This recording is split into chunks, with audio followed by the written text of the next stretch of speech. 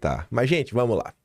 Logo cedo, né? Mega operação com 1.400 agentes, mira esquema bilionário do PCC no setor de combustíveis com 350 alvos. 7,6 bilhões foram sonegados. Aqui foi uma das manchetes. Força-tarefa do Ministério Público de São Paulo, Ministério Público Federal e Polícias Federal, Civil e Militar cumprem mandados em 8 estados contra a rede ligada ao PCC que adulterava combustíveis e lavava dinheiro. Alvos são investigados por fraudes fiscais, ambientais e econômicas. Beleza. Não pude deixar de dar aquela cutucadinha básica, né? Faria Lima é alvo de mega operação contra infiltração do PCC no setor de combustíveis. Aí tem aquela baleia ali que é bem clássica, né? Aí eu falei ali, ó. A verdadeira baleia que Bolsonaro importunou. Os investigadores identificaram 40 fundos de investimento com patrimônio estimado em 30 bilhões sob controle da facção. Ainda tem isso, né? Os fundos de investimento. Mas vamos por partes. Eu, na verdade, não por parte não. A gente vai logo quase que direto ao ponto. Mas antes de ir direto ao ponto, no dia de ontem, o pessoal começou a falar, né? Lá, ó. E aí agora? Operação que teve, isso, aquilo, até agora, Faria Lima e tal. Como é que vai ser? Como é que vai deixar de ser? Não achem que a operação de ontem foi uma operação para ferir a Faria Lima. Quando a gente fala realmente assim de Faria Lima, para valer, quem manda e desmanda, são os grandes bancos. São os grandes bancos brasileiros, é a turma da Febraban e, obviamente, vai ter um outro aí gestor que também tem um grande poder de influência. Mas a elite financeira brasileira, ontem, só teve motivos para rir e celebrar. Aqui eu trouxe os números, porque eu acho que vai fazer mais sentido para vocês. As cotações dos principais bancos brasileiros. Tu tá vendo aqui algum banco tendo algum problema? Tem muita gente lendo a operação de ontem, muita gente sim fora da bolha, né, pensando fora da caixinha, como até uma espécie de movimentação do próprio sistema para se depurar. Você tira assim de fora os bagrinhos, peixe pequeno, quem está atrapalhando, e você solidifica ainda mais esse oligopólio que controla o Brasil. Se olhar aqui, ó, todos os grandes bancos fecharam o dia ontem no positivo. Todos os grandes bancos. Agora, teve um grupo aí que foi um dos alvos, talvez o principal alvo, que a imprensa até pegou para ser ponta de lança, que fechou o dia de ontem com um prejuízo de 15%. Mas guarde isso em mente. Vamos lá. Uma leve curiosidade. Vou ler a manchete. CNN Brasil. Reag, Genial, Trustee. Veja as instituições do mercado financeiro que são alvo da PF. Sabe a Genial? Eu não sei se você sabe. Eu não sei. Eu tô aqui tentando obter respostas. O Paulo Figueiredo pergunta. Genial é a mesma que financia as pesquisas da Quest, usadas pela Globo, lá do Felipe Nunes? É a mesma? Essa Genial? É essa Genial que financia a Quest? Não sei. A pergunta. Só para eu entender, eu também tô atrás de respostas. Eu também estou atrás dessa resposta, Paulo Figueiredo. Mas vamos lá. Indo bem direto ao ponto mesmo, assim, se eu quiser olhar a operação, os principais alvos, tudo que está acontecendo, mas como nosso interesse normalmente é político, né, entender a política brasileira e alguns pormenores, eu vou vir aqui do fim para o começo. Quem realmente chamou muito minha atenção foi o Lauro Jardim, porque ele é o porta-voz do mercado financeiro e por mais algumas coisinhas. E aí, quando eu vi a Natuza Neri falando sobre isso, e tiveram outros políticos ao longo do dia também falando sobre as componentes políticas, a Natuza fala assim, ó, ouvi hoje de uma fonte da Polícia Federal, o esquema de hoje não é um esquema de lavagem de dinheiro do PCC, é um esquema de lavagem de dinheiro que tem como clientes o crime organizado, portanto o PCC, integrantes de setores econômicos e integrantes políticos, né, também que se valem de lavagem de dinheiro para fins de corrupção. Então, não acho que é só um negócio ali que envolve o PCC, tem outros entes. Essa fonte da PCC teria explicado que o que eram os doleiros 30 anos atrás se transformou nos fundos de investimento que foram alvos da polícia ao longo do dia de ontem. Pois bem. Veja essa manchete. Reag. Empresa investigada por suposto elo com PCC tem ações na P3. Dá nome a Cinema e gere 300 bilhões. Essa linda empresa foi talvez a ponta de lança do dia de ontem. Amplamente, né, se debateu aí sobre ela, diversas matérias. Uma delas, essa daqui, na verdade, vai falar da ponta de lança, né? Até falando aqui, o Renato fala o seguinte: parece que elegeram a REAG como ponta de lança. Acho que a empresa nunca foi tão citada na vida. O detalhe é que duas corretoras que mais operam o papel hoje foram BTG e XP, movimentando quase 400 milhões. No fim das contas, eles sempre ganham, não importa quem esteja perdendo. Está ali, de salto de 1.250% em ativos ao Cine Belas Artes.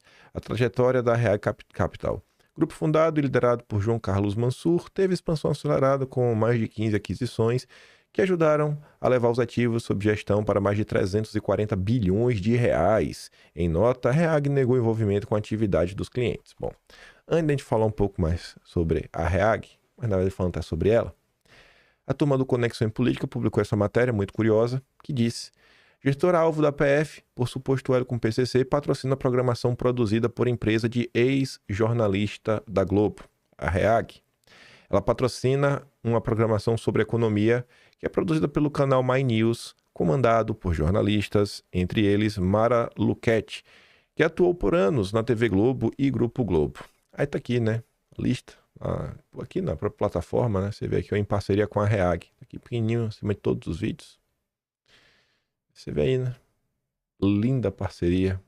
Linda parceria. Adoro o consórcio, né? O consórcio é demais. O consórcio é demais. Mas vamos lá. Quem dá o tom da confusão, que para bom entendedor minha palavra basta, é a Malu Gaspar. Malu Gaspar é uma jornalista com experiência nisso, né? Operações, escândalos. Ela tem um livro aí publicado até sobre a Lava Jato. E ela meteu assim uma manchete sensacional. As ligações umbilicais entre Tanuri, quem é Tanuri? Nelson Tanuri, Master, Banco Master e gestora suspeita de lavar dinheiro do PCC. A matéria é sensacional do início até o fim e vai nos conectar a diversas coisas que aconteceram em meses passados e outras matérias. A REAG Investimentos, um dos alvos da mega operação da Polícia Federal, que apura a filtração do primeiro comando da capital no mercado de combustíveis de São Paulo e o uso de fundos para lavagem de dinheiro, concentra parte expressiva do lançamento de títulos do Banco Master e de empresas controladas pelo empresário Nelson Tanuri. REAG, Master e Tanuri têm uma relação antiga e sociedade em vários negócios, alguns dos quais foram alvo de processo, multas e denúncias na CVM, que regula o mercado de capitais. O fundo, que teria sido usado na aquisição de empresas e usinas pelo PCC, e também na blindagem do patrimônio de investigados, é um dos que, segundo a PF, teriam lavado cerca de 46 bilhões de reais do crime organizado. Seu controlador, João Carlos Mansur, é conhecido no mercado como parceiro de negócios de Daniel Vorcaro, o controlador do Master. A proximidade é verificada, inclusive pelas redes sociais. No LinkedIn, Mansur já publicou selfies sorridentes com o dono do Banco Master, aspas, dia de comemorar com os amigos, diz ele, a legenda de uma publicação feita em 2022. Se perguntar agora se é amigo, será que diz que é amigo ou vai falar que não conhece mais? Um dos negócios que os dois fizeram juntos foi a compra do Will Bank em 2024. No ano passado, REAG e Master adquiriram, junto com Nelson Tanuri, papéis do grupo GPA, dono da rede Pão de Açúcar, de olho na potencial venda das operações no Brasil pelo Grupo Cassino. Tanuri foi assessorado na empreiteira por Maurício Quadrado, ex-sócio do Master. Outra empresa ligada a Tanuri, a Trusty, também é apontada pela investigação como uma das utilizadas pelo PCC para lavar dinheiro. A REAG também é parceira de Vorcaro e Tanuri da Bloom Participações, sócia controladora de uma companhia de securitização de crédito. Aí diz, Mansur foi conselheiro da Bloom entre 2019 e 2022, adquiriu a companhia em dezembro de 2023. 3 meses depois, o Master capitalizou a holding com 480 milhões através de um fundo do próprio banco. Aí, a Malu Gaspar vai relembrar de uns probleminhas envolvendo aí essa galera. Apurações na CVM. Mansur e Vorcaro também estão ligados em investigações em curso na CVM.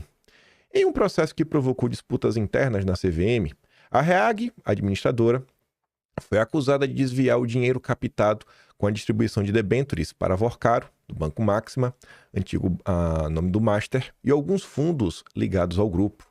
No caso, 51 milhões foram arrecadados com a venda de títulos das duas companhias, a Centauro Investimentos e Participações e a Cinsan, através de cotistas externos, como empresas do consórcio DPVAT, ou seja, incluindo recursos públicos e o antigo Banco Rural em flagrantes condições de conflito de interesse.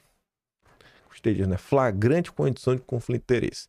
O dinheiro que, de acordo com as escrituras de emissão, seria destinado a financiamentos imobiliários foi desviado. Não é bacana. Essas palavras, eu não gosto dessas palavras. O dinheiro foi desviado para fundos ligados a Daniel Vorcaro, ao Máxima e aos controladores dos demais fundos, sem remunerar os investidores que compraram os papéis. Comprou, mas não levou. Que tristeza. Aí, em 2019...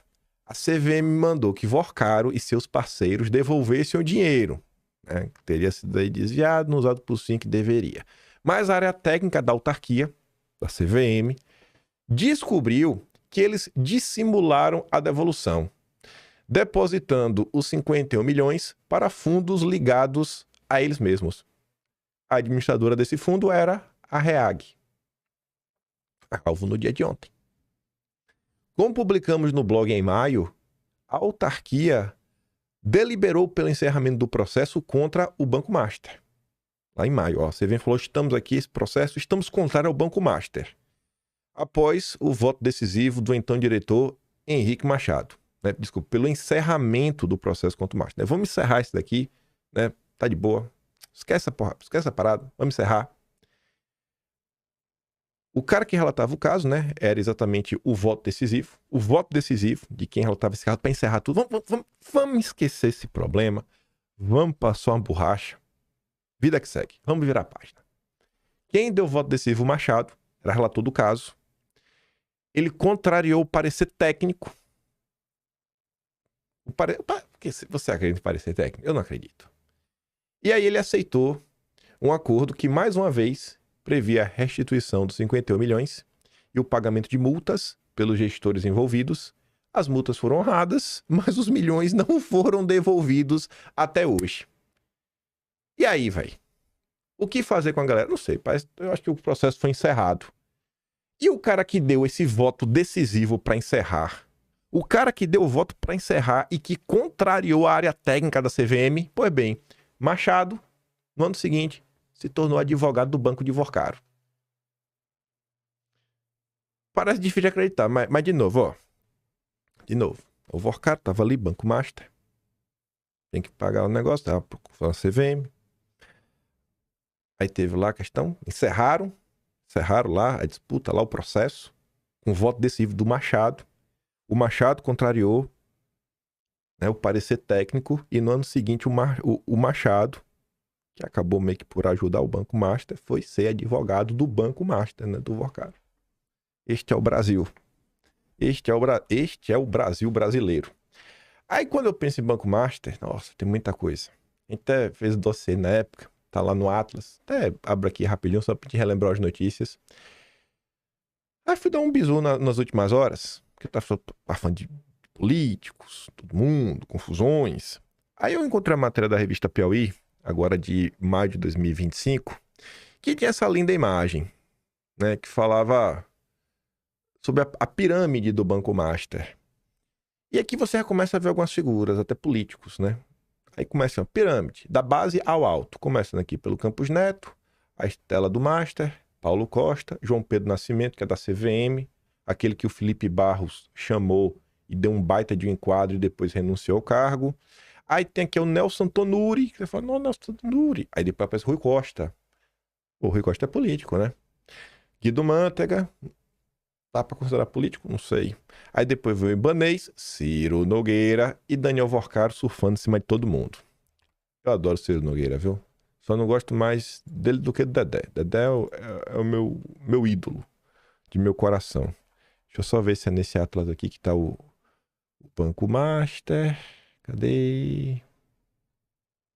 Qual foi que ficou o Banco Master? Ou foi Abril que ficou o Banco Master? Economia, caso Master, pronto. As coisas que a gente comentou em abril, né? Começou lá a confusão, BRB do Ibanez, querendo comprar. Aí o pessoal na época, né? O Malu Gaspar publicava matéria que Banco Master contratou a mulher do ministro Moraes. A obsessão da Faria Lima, de que né, o Banco Master, Banco Master, Banco Master.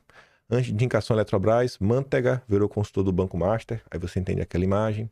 Master criou o comitê de notáveis com ex-presidente do BC que ficavam longe do dia a dia do banco, né? Então você tem o Henrique Meirelles no Banco Master, Gustavo Loyola no Banco Master, o ministro da Justiça e Segurança do Lula, o Ricardo Lewandowski também no Banco Master, né? Ele estava lá atrás, não mais. Enfim, convocaram o Banco Master e criou conexões que vão de ministros de Lula, aliados de Bolsonaro, né? Fábio Faria, Ciro Nogueira, né? Que é padrinho da indicação do atual presidente do CAD. Você entrou em Banco Master, aí saíram várias matérias que sempre estavam falando do Ciro Nogueira, curiosamente. O Galípolo, o Paulo Galo é economista-chefe do Banco Master, mas é amigo do Galípolo, né? A gente comentava, pá. Peraí, deixa eu ver se tá aqui o da CPI. Então, nesse mês era no mês seguinte. Ó, bancada de Vorcaro se posiciona. Tem uma bancada lá em Brasília, né? Lindo, maravilhoso. Deixa eu só ver se nesse mês já teve a questão da CPI. Ah, teve, né? Senadores retiram apoio à CPI. Depois que eles conversaram, né? Com outros políticos. Adivinha que foram os políticos que eles conversaram que ajudaram a mudar a concepção que eles tinham na época. Interesse no Banco Master leva Josué Batista a visitar o Galípolo no BC. Enfim, aí saíram várias matérias na época. Então você vê que tem realmente políticos, né? Aí você vê, aqui só está citando um exemplo da RAEG, como essa RAEG, ela tem ligações umbilicais com o Banco Master, com o Tanuri, e como essas instituições, né, têm proximidade com políticos. Tudo bem. Mas até agora não está falando especificamente do dia de ontem. Não está falando especificamente do dia de ontem. Mas calma. Estou passando pelo Lauro Jardim, que é o grande porta-voz do mercado financeiro, e ele publica essa nota, que agora acho que fica claro. A Operação Carbono Oculto e os políticos graúdos.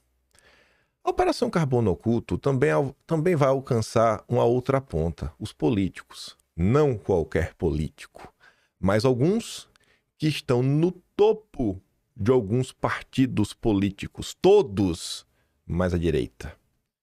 No topo é o quê? Tipo, presidente do partido, secretário do partido, né? O que seria estar no topo do partido? Não sei. Políticos do centrão estão com a respiração presa. Gente, quando a imprensa fala, né? Partidos mais à direita, né? Não é de direita, é mais à direita, né? Aquela direita, sem direita, né? Sem direita. Os partidos sem direita, né? A grande coalizão de frente ampla dos governadores democráticos. O Lauro Jardim falou isso. E ao longo do dia de ontem, você vê que essa questão envolve o quê? Combustíveis. Falou muito de combustíveis. E uma empresa que rodou no dia de ontem e que ganhou várias matérias da imprensa, inclusive no próprio Lauro Jardim, foi essa aqui.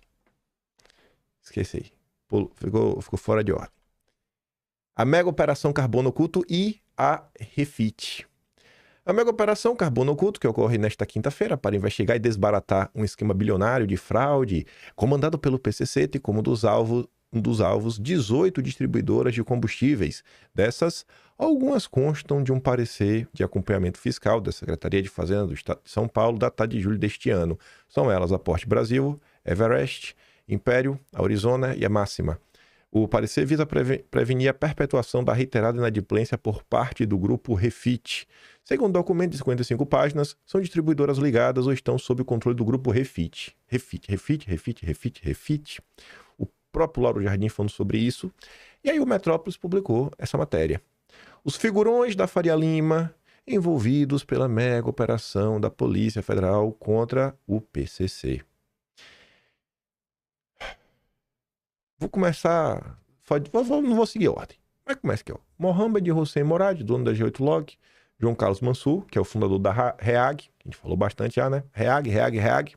Rodolfo Reichert, fundador e CEO da Genial Investimentos. É da Quest? Espero que não, né?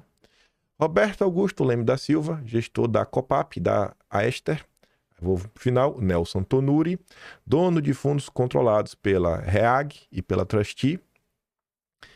como eu não quero dividir a direita agora, deixar para dividir a direita lá na frente, não vou falar quais processos, né, de privatização o Tanuri participou, inclusive levou, qual empresa ele comprou, né, eu não vou falar. E eu também não, e assim, a empresa que ele quer comprar dá até para falar, porque aí não envolve mais nenhum governo democrático. Mas o Tanuri também está interessado em comprar a Braskem. E até chamou o Banco Rothschild, vai ajudá-lo nesse processo aí. Notícia da Veja, a gente já até comentou em vídeo. Outro que está aqui na matéria do Metrópolis, Maurício Quadrado. Acho que a gente comentou na matéria da Malu Gaspar, né? E Ricardo Magro. Quem é Ricardo Magro? Controlador da refinaria Refit, ex-Manguinhos. Eu falei, mas nossa. Quando eu li isso daqui, eu lembrei, a gente já falou várias vezes do Ricardo Magro, e uma dessas vezes, inclusive, a gente falava sobre essa operação. Não é que a gente falava, a imprensa noticiava. Isso em abril deste ano. Mas antes de a gente chegar em abril, vamos por partes. Vamos do início, né, por dias atuais. Quando você vai ali, ó, julho de 2024, você pega lá o Atlas, a partir da página 107. Olha essa sequência de notícias. Vou começar pela direita.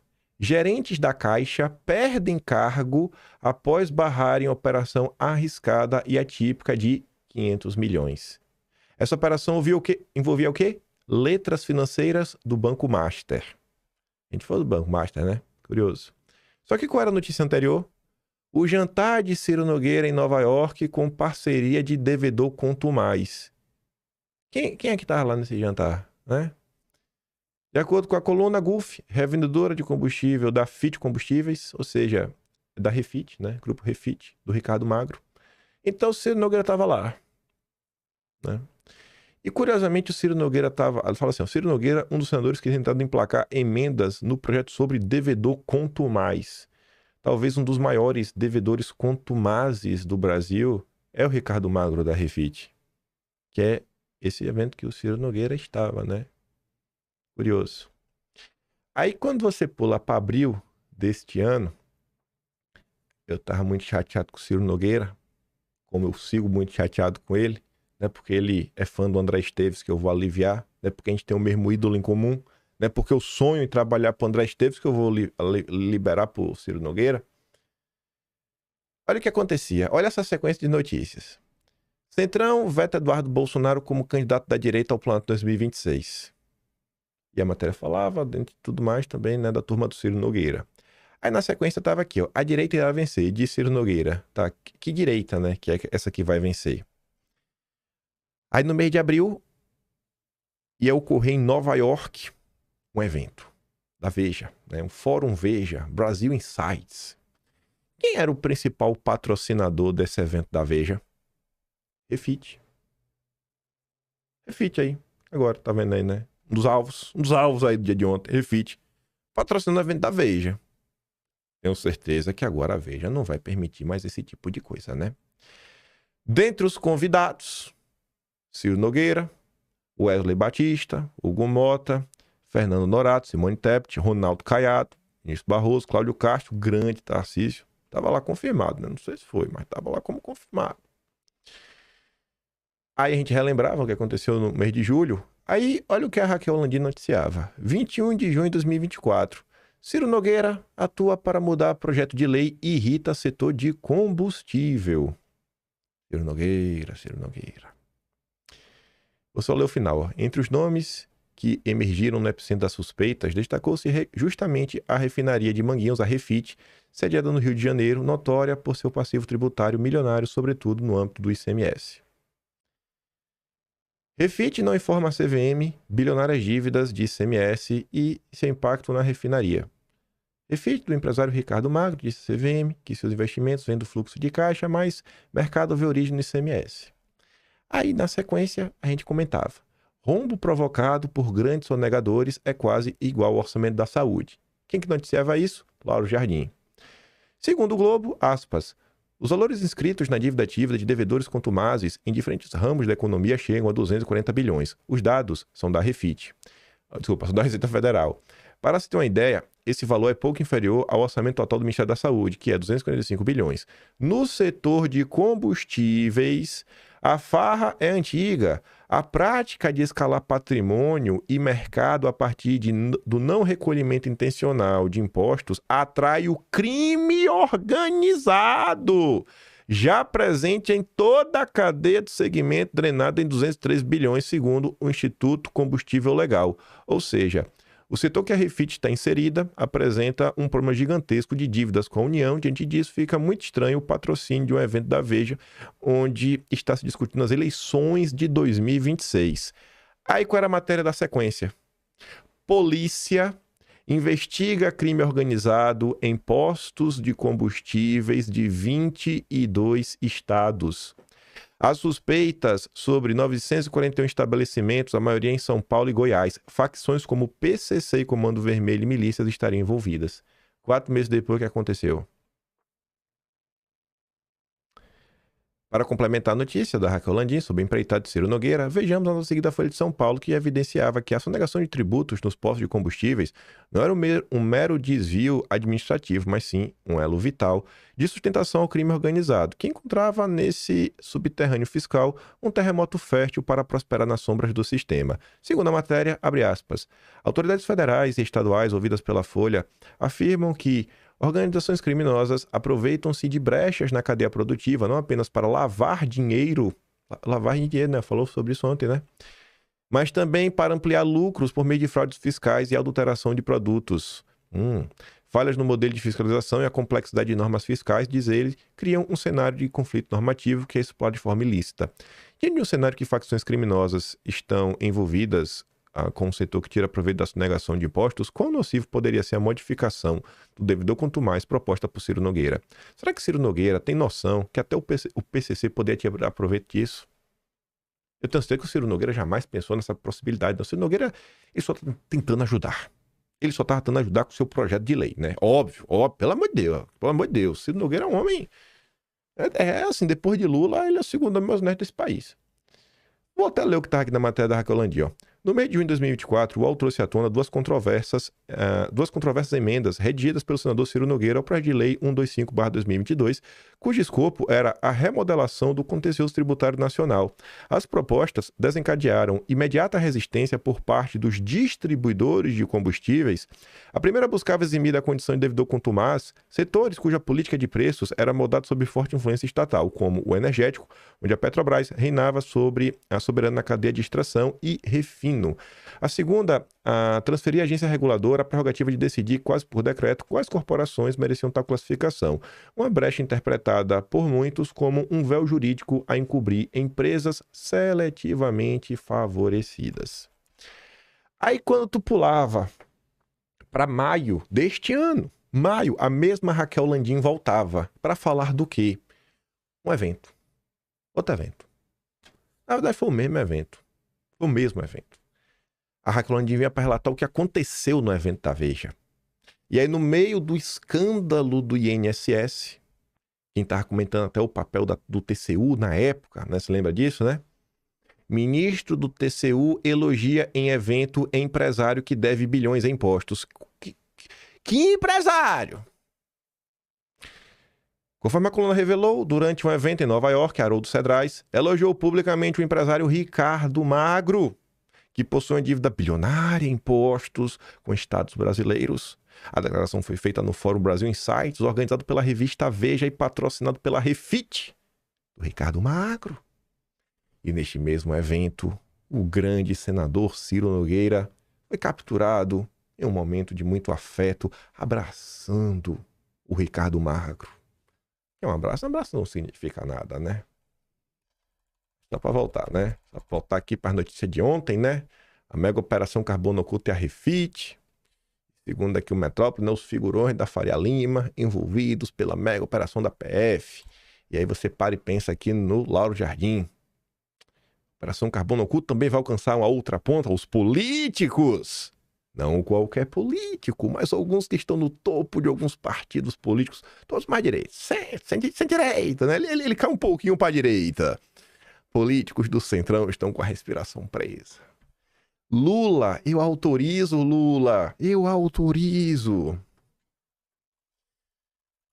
Ai, ai, ai. A gente vai voltar depois. Vou até falar isso aqui. Esse organograma sobre pesquisa agora. Mas deixa aí para vocês utilizarem da imaginação de vocês, né? Uma operação que agradou aos bancos. Todos fecharam no positivo, né? Você vai fechando o mercado. E aí teve uma coisa que eu nem coloquei aqui em vídeo. Tem uma demanda dos bancos, que não é de agora, ela já tem um tempo, que busca enquadrar nas mesmas regras as fintechs, né, e os bancos. Ou seja, tem mais critérios para as fintechs, que você acaba por encarecer, né, o processo deles, né? Então, as fintechs têm um custo maior. Então, você não tem tanta vantagem, né, se é um negocinho pequeno, né? E você disputar com uma multi, né, um elefante gigantesco como são os bancos, fica difícil. Se você não tem algum tipo de incentivo, né? A mão invisível do livre mercado atua de novo. Então você tem uma operação que ajuda a reforçar o monopólio bancário brasileiro, né? O oligopólio bancário brasileiro, com figuras alvo que transitam muito e muito bem assim no cenário político brasileiro, e tudo isso acontecendo já no contexto das eleições de 2026. E aí fica a pergunta, né? Será, rapaz, que iremos ver novos episódios desta operação? E será que iremos ver essa operação, não sei, ganhando alguns contornos políticos? Eu espero de coração, né, que a classe política brasileira jamais deixe isso acontecer, muito menos a classe jurídica, e que uma operação como essa seja utilizada como moeda de troca durante as eleições de 2026, né? Espero que isso não aconteça. Eu sei que eu não sou político do Centrão, eu não tenho nenhum amigo rico, então eu quero ver o pau torar. Mas vamos lá. Antes de falar, na verdade, já falando agora de 2026, para falar de um evento que teve ontem, que foi a grande participação do Murilo Hidalgo, né, o companheiro do Duda Lima, né, o dono da Paraná Pesquisa lá no Cláudio Dantas. Isso aqui eu tinha feito lá em abril, né? A gente comentou em vídeo. Como que funciona, né? Qual é o papel do Murilo Hidalgo e de quem contrata as pesquisas dele? Você pode começar aqui de onde você quiser. Mas vou colocar aqui, ó, instituto de pesquisa. Não, vou começar aqui do meio, né? Você tem os banqueiros e os campeões nacionais. Normalmente eles são os principais contratantes. Como você vê a pergunta do Paulo Figueiredo, né? Vem cá, essa genial aí é quem contrata a Quest, o instituto de pesquisa lá do Felipe Nunes, da Globo News, parceiro do Thomas Trauman. Enfim, mas os banqueiros e campeões nacionais em geral são os principais contratantes. Você vê a Atlas então agora está em parceria com a Bloomberg. Então, os institutos de pesquisas vão produzir aquela pesquisinha ao gosto do cliente, como o Murilo Hidalgo acusa, né? Não, foi Bolsonaro que falou para eu não incluir o nome do Eduardo. Então, olha como envelheceu bem. Olha como envelheceu bem. Isso aqui é de abril, gente. Isso aqui é de abril. Só para mostrar aqui o atrás de abril, né? Só para não mostrar que eu não tô mentindo. Ó. Refit.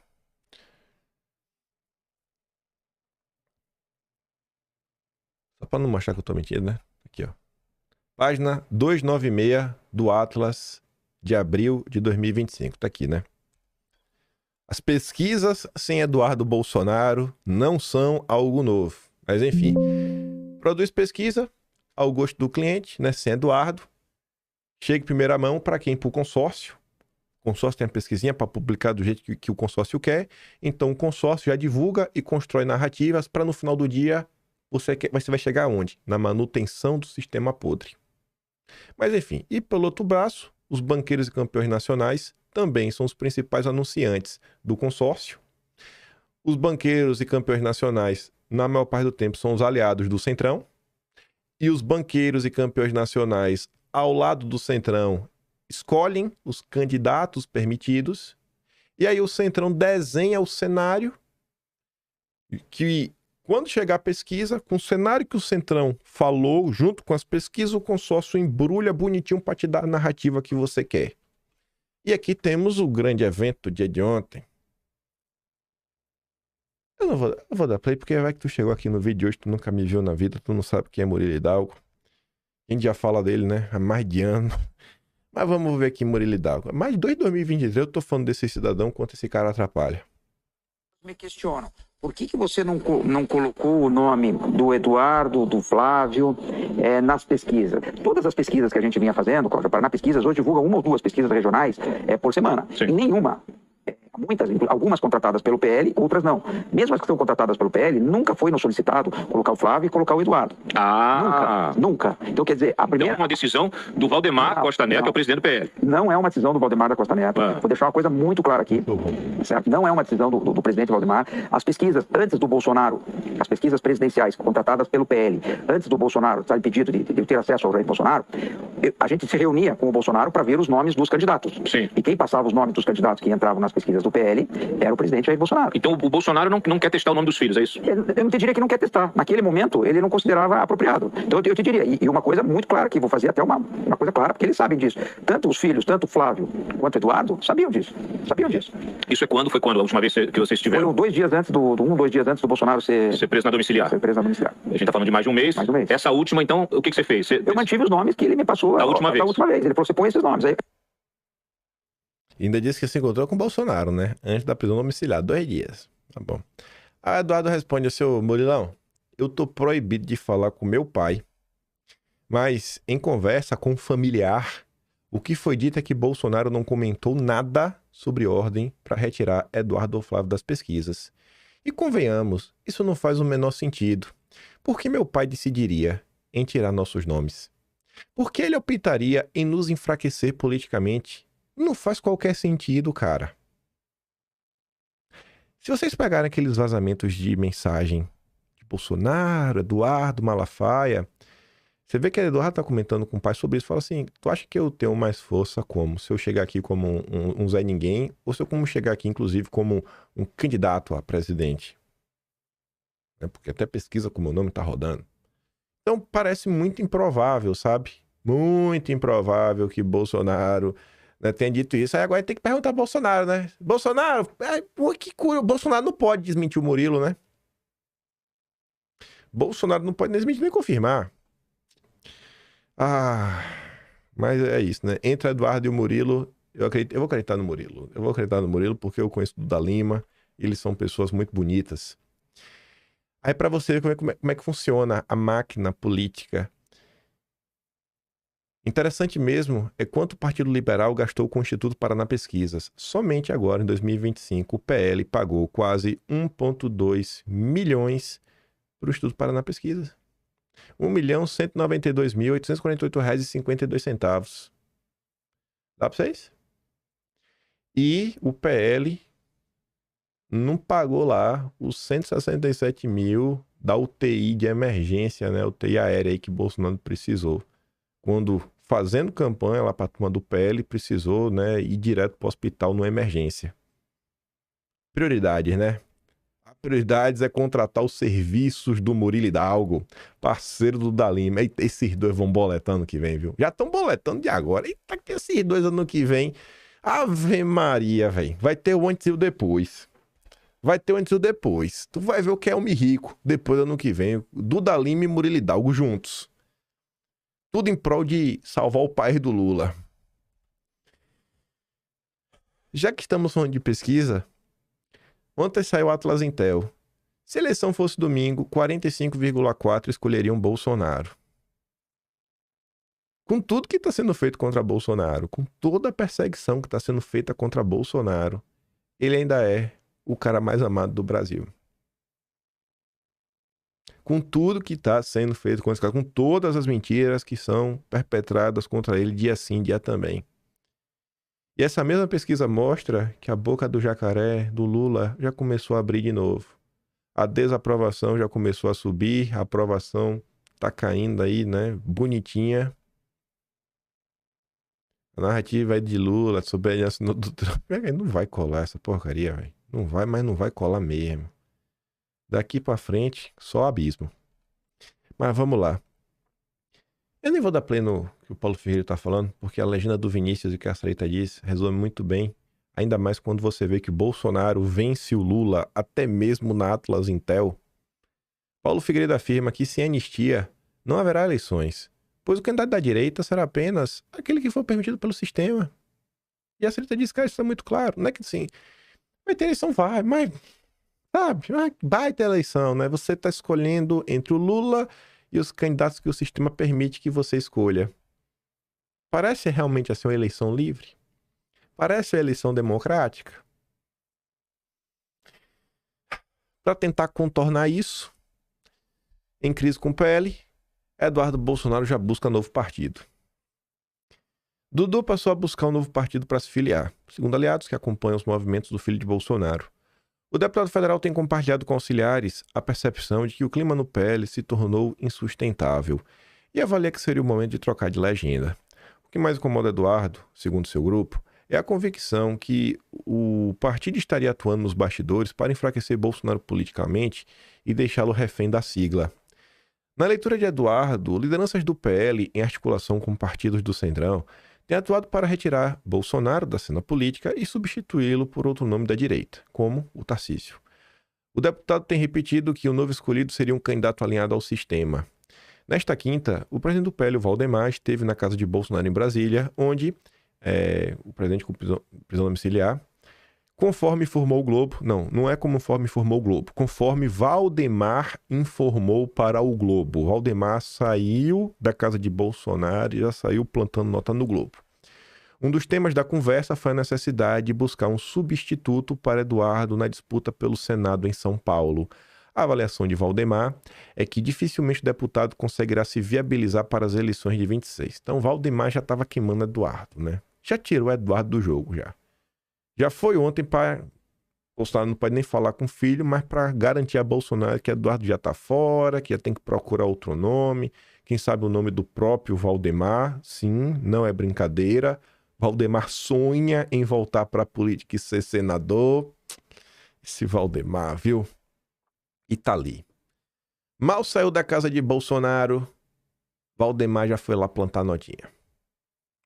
Em prisão domiciliar, Bolsonaro recebe Valdemar para discutir a candidatura de Carlos e substituto de Eduardo.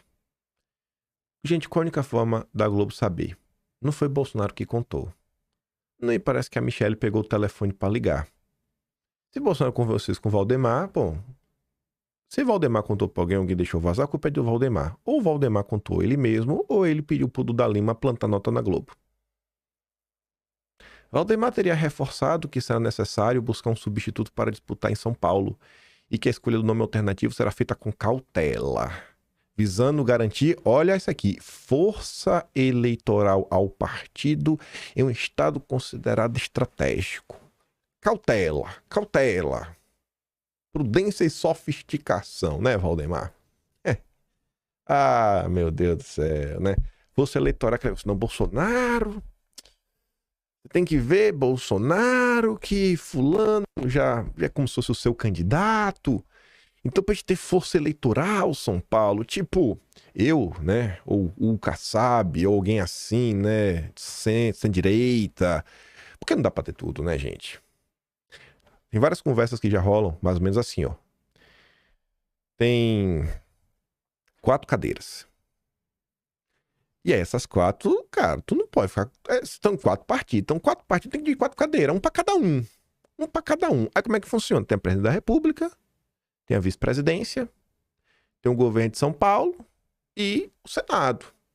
Então, se um fica com a presidência, um fica com o vice, um fica com o governo e um fica com o Senado. Tá? Sabe? Essa é a minha matemática. Então tem que abrir espaço. E quem são os 4 partidos? PL, né? Aí vem União Brasil com o PP. Mais 2, né? Uma federação, mas eles não vão aceitar isso. Cada um vai querer um pedaço. E o PSD do Kassab. Aí você fala, e os republicanos? Republicano não conta, não. A matemática é republicano, não sabe? Relaxa aí que não manda nada. Não manda nada no final do dia. Então tá aí. Então esse é só papo. Você não pode, Bolsonaro, ser um cara guloso. Querer ter um presidente teu, um vice-presidente teu, um governador teu, um senador teu. Tem que repartir o pão. A gente tem que pensar com cautela, ter força eleitoral, para o Centrão direcionar suas bases para apoiar os nossos candidatos. Essa importância para as eleições de 26 aí. A visita de Valdemar integra a agenda de articulações do PL para consolidar a unidade interna e reforçar a base de apoio a Bolsonaro. Na segunda, outro integrante da cúpula do partido, Altineu, já havia se reunido com Bolsonaro, reforçando, olha só, o diálogo direto entre a liderança do PL e Bolsonaro, sabe? Sem atravessadores, sem emissário. A gente vai conversar diretamente, velho. Quem manda é Bolsonaro, sabe? A cúpula. Segundo relatos, né, Bolsonaro tem demonstrado cada vez menor resistência à possibilidade de um substituto. Segundo relatos, tu acredita? Bolsonaro não pode falar nada. E aí se colou, né? Segundo relatos, Bolsonaro já aceita. Ele nem liga mais. Hoje o nome que mobiliza a classe política é do Tarcísio. Caso seja escolhido, ele deixaria os republicanos e se filiaria ao PL, em um acordo que possivelmente faria com que deputados puxadores de votos da legenda de Bolsonaro migrassem para a legenda, né, comandada pelo Marcos Pereira, para os republicanos. Né? E os interlocutores têm dito isso. O Ciro Nogueira foi lá, viu o Bolsonaro, disse isso, Valdemar também, o Altineu, sabe? Só pessoas que a gente sabe que não mentem e que não têm nenhum interesse escuso. Em sequência de encontros em meio à prisão domiciliar, indica que o partido pretende manter Bolsonaro como parte central de sua estratégia eleitoral, alinhando candidaturas estaduais e chapas proporcionais com ele. Não, essa Bolsonaro é muito importante. Bolsonaro, a gente vai manter aqui um alinhamento entre nós. Que nota vagabunda, viu, Valdemar? Como tu é baixo, viu? Como tu é baixo. Essa nota aqui parece que é do Ciro Nogueira, rebatendo o Valdemar. A filiação de Tarcísio ao PL é a conversa velha de Valdemar. De um presidente de um partido do Centrão entusiasmado com a candidatura do Tarcísio, então você vai ter o Ciro Nogueira, o Marcos Pereira, Rueda, né? O Kassab, Balé Rossi. Isso é a conversa velha do Valdemar. Já falou isso muitas vezes antes. E Tarcísio foi a principal estrela do aniversário de 20 anos do Republicanos. O evento foi praticamente o lançamento da campanha dele para presidente. Mas se for, vai sair pelo Republicano mesmo, Valdemar que tá de conversa mole. Que é para amolecer o coração. E no final do dia falar, não foi possível lançar pelo PL. Centrão já conta com data para Bolsonaro anunciar Tarcísio como sucessor. O grupo acredita que o ex-presidente fará um anúncio entre outubro e novembro após julgamento da trama golpista no Supremo.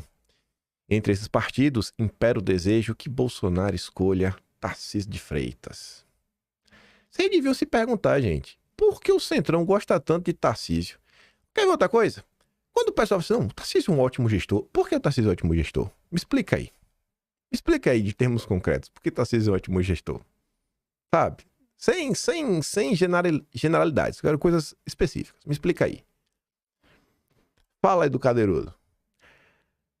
A mesma narrativa, em mais uma boca. Ao longo desse mês já vimos várias pessoas falando sobre isso. Ricardo Barros, do PP. Bolsonaro deve apoiar Tarcísio para ser indultado.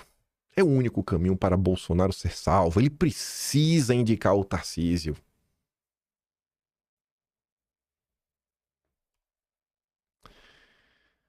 Ciro Nogueira concedeu entrevista para o Thales Faria, que também é do UOL, o Vero Notícias. Essa é a manchete. Barroso deu a senha para aprovar a anistia de Bolsonaro. Renato leu, fez esse comentário, mostro para vocês outras duas coisinhas nessa entrevista, que Renato não foi a fundo. Ele fala assim, ó, Ciro Nogueira não deu apenas uma entrevista, ele revelou o roteiro que a elite já começou a executar. Confirmou que a anistia só será discutida depois do julgamento de Bolsonaro, repetindo com naturalidade que o passo a passo que Barroso havia anunciado, o Supremo julga, o Congresso decide, e tudo segue como se fosse apenas um processo técnico. Mas o tempo da anistia virou moeda de controle, administrada pela elite para manter o jogo sob medida. Mas é quando fala da sucessão que o bastidor se escancara. Ciro afirma que seu candidato não é Bolsonaro, mas Tarcísio, e fala como quem já tem a bênção do sistema. O nome foi escolhido por ser viável, previsível e confortável para quem sempre esteve no comando. A elite e seus operadores querem manter o legado, desde que sem o protagonista que o construiu. Bolsonaro nesse arranjo é mantido na prateleira, mas retirado da condução. Continua útil como vitrine eleitoral, mas não mais como liderança política real. A base que resistiu nos piores momentos começa a ser conduzida para aceitar sem perceber uma troca silenciosa.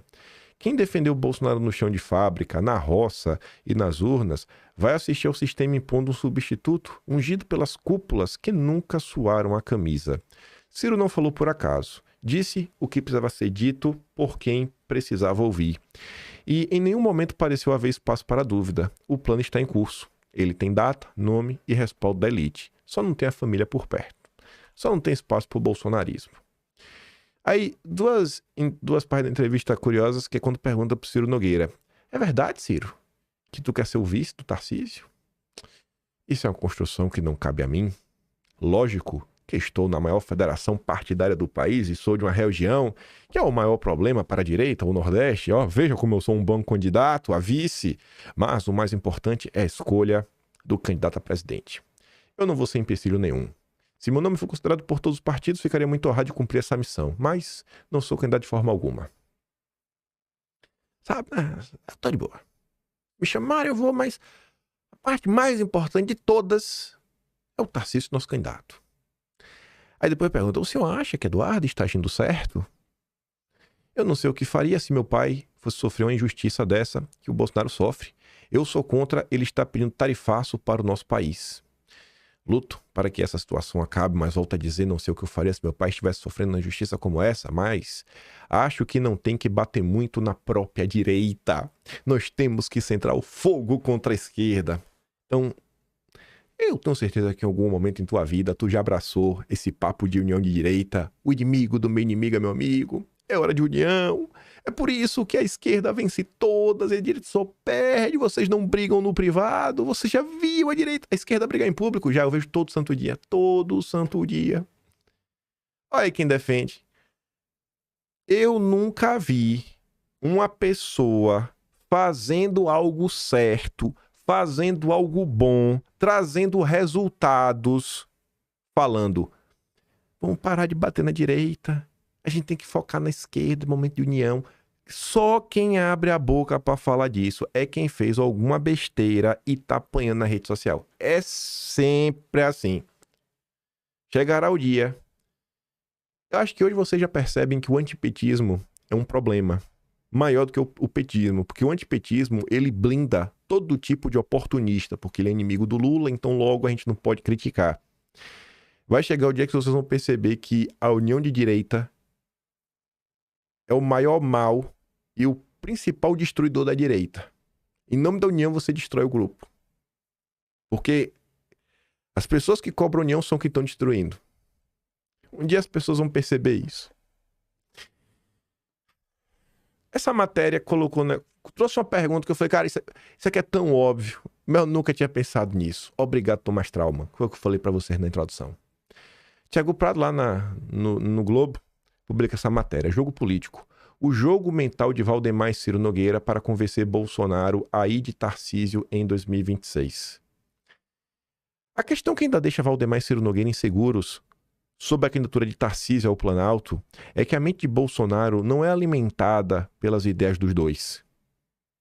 Várias pessoas falam com o Bolsonaro, todos os dias. Como qualquer pessoa, gente, qualquer ser humano. E quantas vezes nos últimos, 2, 3 semanas, eu não tô falando isso pra vocês, que fico o tempo todo no vídeo de Bolsonaro: olha, Bolsonaro, se fizer isso, Bolsonaro, você vai ficar preso pra sempre, Bolsonaro.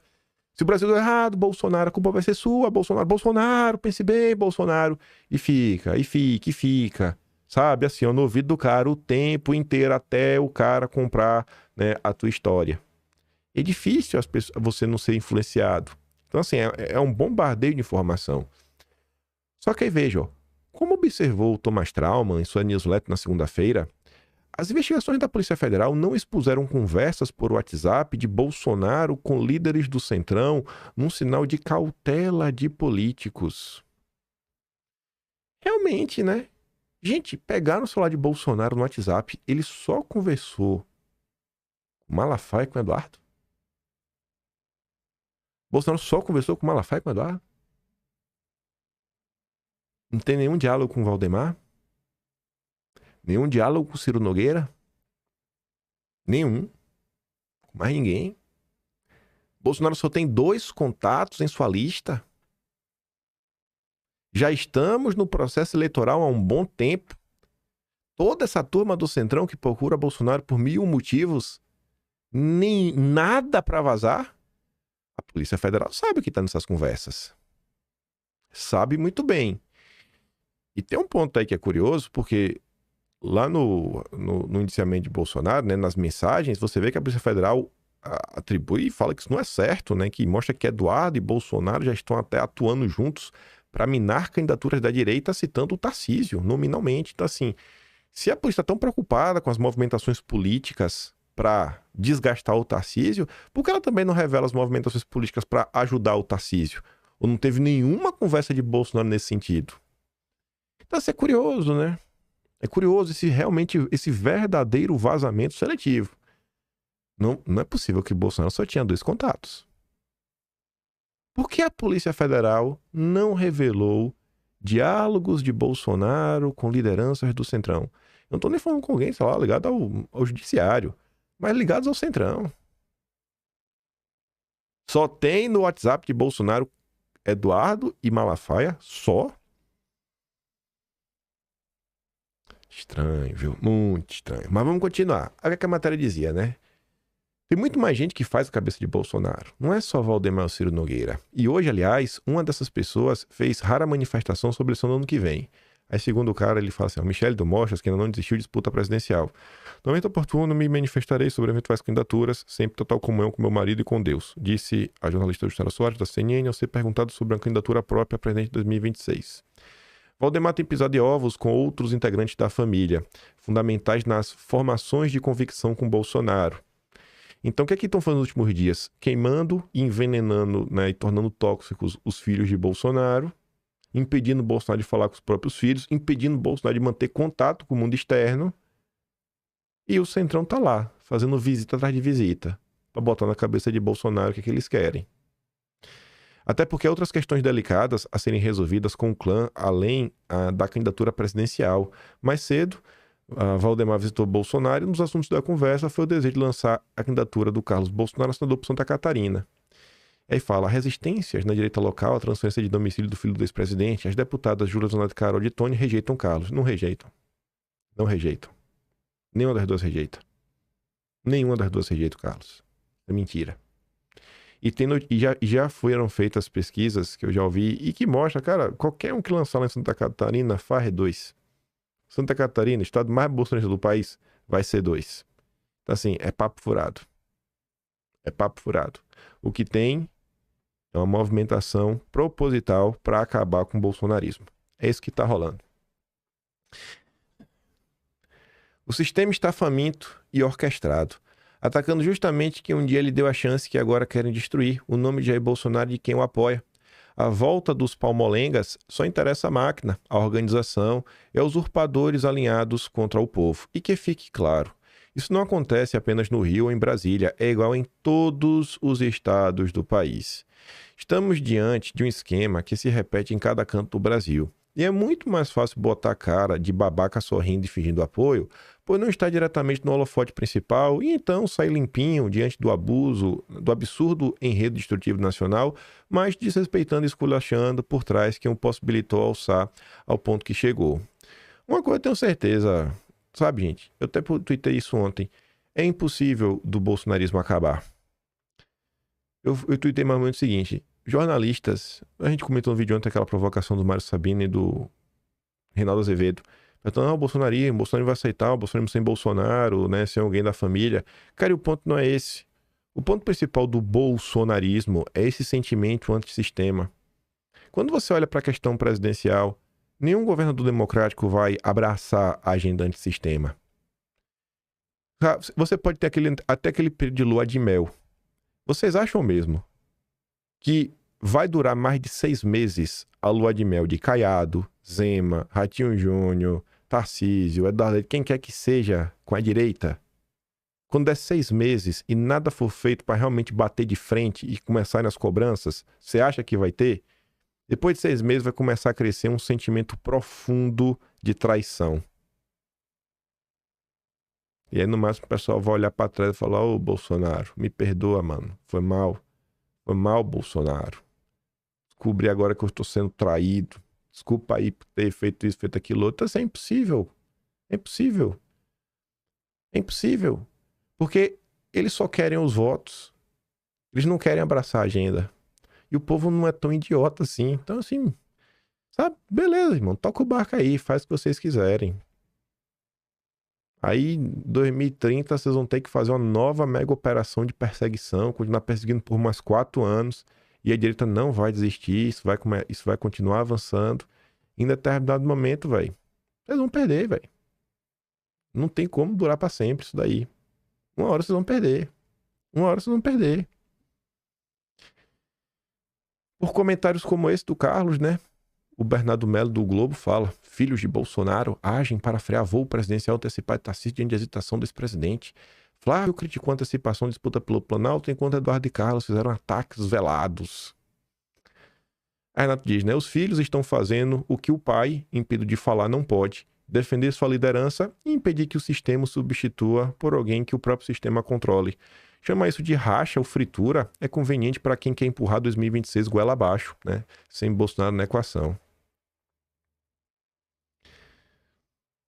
O Tarcísio é sempre a vítima na imprensa, já percebeu? Já percebeu a boa vontade da Globo de proteger o Tarcísio? Oh, meu Deus, meu Tarcísinho lindo. É o vale tudo, vale qualquer um menos Bolsonaro. O Igor Gadelha ontem começa o dia falando óbvio. Lula foi melhor tratado por aliados que Bolsonaro na véspera da prisão. A Pâmela comenta, né? Até uma criança de 5 anos já consegue entender o abandono de aliados e a briga entre eles pelo espólio de Bolsonaro. O PT bancou viagens mundo afora para projetar Lula como candidato perseguido politicamente no Brasil, mesmo ele tendo cometido os crimes que cometeu. Ninguém soltou a mão do Lula. O partido batalhou arduamente pelo nome do Lula até as últimas consequências. O PL faz o completo oposto. Chuta Eduardo, não valoriza o trabalho internacional feito para levar as injustiças que ocorrem no Brasil ao nível máximo de conhecimento exterior. O partido reúne-se com os governadores carcereiros, né, do Bolsonaro. Parece até que algum deles é que vai passar a chave na cela e mandar o recado pro Jair. Aguenta firme, capitão. Eu vou tirar daí. Quando, onde e como? Não saberemos. O que estão fazendo com o Bolsonaro é um escárnio. O Melo Araújo foi visitar Bolsonaro ontem e aí ele relatou, né? Bolsonaro chora a receber visita, minha vida acabou. O Melo Araújo conta que Bolsonaro se emocionou durante a visita de 4 horas e que está sendo enterrado vivo antes de julgamento. É a cara de Bolsonaro, né? Que o Melo Araújo realmente é um aliado. Teve ao lado de todos os momentos, jamais fraquejou. Acho que Bolsonaro se sente à vontade para falar sobre ele, né? Com alguns assuntos. Aí o Alan dos Santos até comentou sobre isso daqui ontem, sobre essa visita do Melo Araújo. Vou deixar o Alan dividir a direita no meu lugar hoje. Essa é a matéria aí, ó. Bolsonaro chora ao receber visita, minha vida acabou. Porque todas as pessoas que antes não tinham de cair mortas e que só foram eleitas por causa dele estão andando de jatinho e curtindo a vida de boa. Jatinho, né? Hoje, eu não tô falando dessas pessoas, eu não tô dizendo que essas pessoas que você tá aqui agora traíram o Bolsonaro, tá? Só tô dizendo o seguinte, essas pessoas antes do Bolsonaro não eram ninguém. Então, vou falar de novo aqui olhando pra câmera. Não estou dizendo que essas pessoas traíram o Bolsonaro. É só uma descrição de fatos. Hoje, anda de jatinho Cleiton, meu Cleitinho, Nicolas, um monte de deputado. Nenhum deles não tinha nem sequer moto. Não é carro, não. Essa galera não tinha moto. Hoje anda de jatinho. Só por causa do Bolsonaro. E eles continuam tocando a vida e fazendo seu trabalho lá no Congresso, cada um a seu modo. Depois eu posso criticar cada um deles. Mas essa galera não tinha onde cair morta. Morta. Essa galera não tinha profissão, irmão. Eu posso listar aqui, eu citei só 2, mas eu poderia citar mais. Mas assim, tem vários deputados que não tinham nem profissão lá, nem de pintor, nem de faxineiro, nada. Os caras não tinham profissão, irmão. Eles não tinham onde cair mortos. E hoje estão tocando a vida. De boas. De boa. E o Bolsonaro preso. Só que eles só foram eleitos por causa do Bolsonaro. Não é que eu tô dizendo que o Nicolas, o Cleitinho e os outros deputados, eles são traidores. Não, não é isso não. Até mesmo porque eu não acredito que sejam. Mas o fato é, isso é um fato.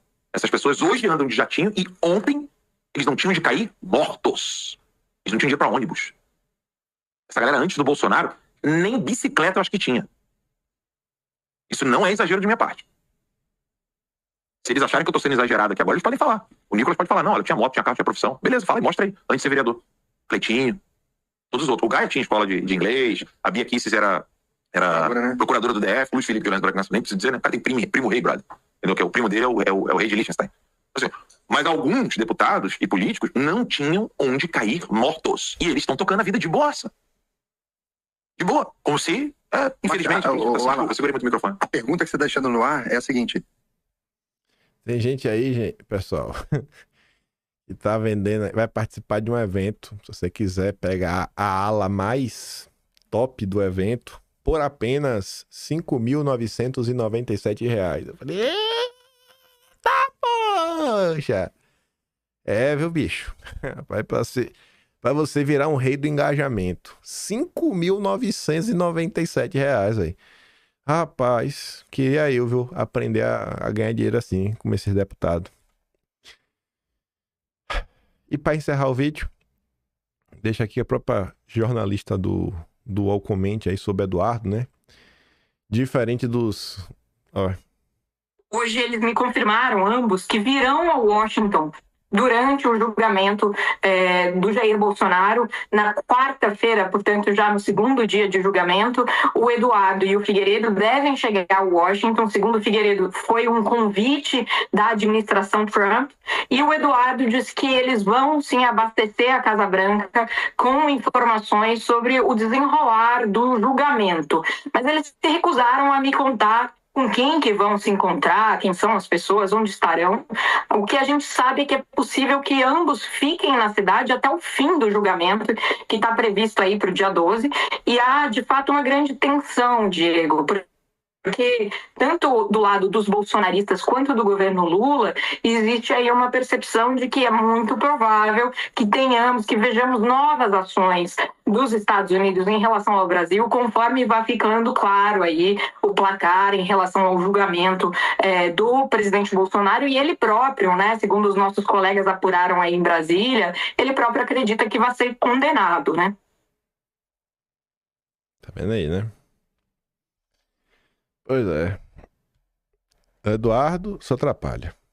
Quem ajuda mesmo é o Ciro Nogueira e o Valdemar. Enfim. Amanhã a gente comenta aí umas coisinhas envolvendo o Lula indo pra cima do Trump. Relembrando por que essa confusão existe, né? Só existe porque a gente aprovaram uma determinada lei. Aí tem umas coisinhas pra gente relembrar. E tem umas coisas também pra falar sobre esse tópico aí.